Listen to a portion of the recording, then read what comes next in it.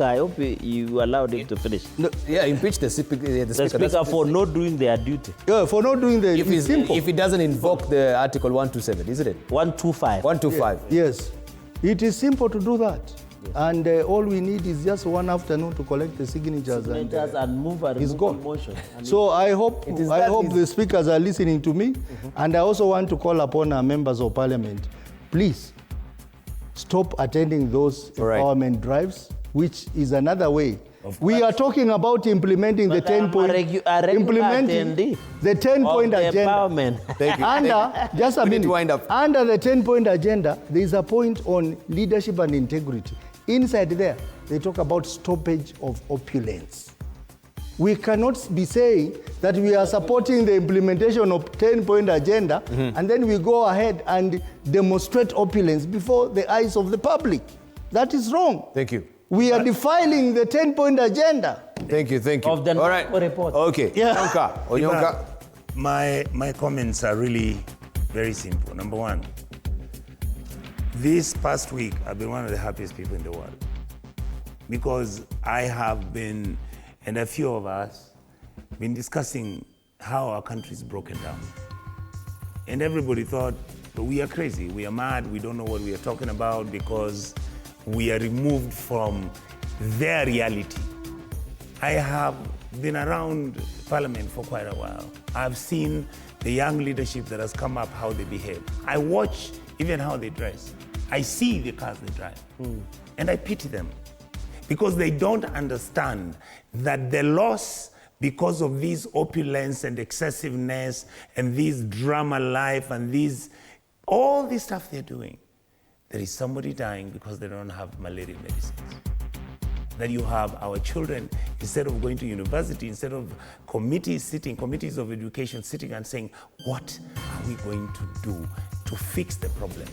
They want the executive to tell them. They have never understood their job. In fact, this is the first time members of parliament have realized that actually they have no job. With the declaration President Ruto made, they have no job. So they better wake up, because God has been very fair to them for the next 2.5 years, to gain the integrity, the respect, the credibility of the Kenyan public. Our people are watching what we do. They understand where we are. They know how we have misused them. They know how we have abused them. I see all this thing you're talking about, the empowerment nonsense that is going on around. You cannot take state resources and start using them to campaign for your office. First of all, you are telling these young men that you are going to give them motorbikes. When those very boys you are buying motorbikes are university students who are missing school fees to go to university. It means you don't understand where people are. It means you are not reading it correctly.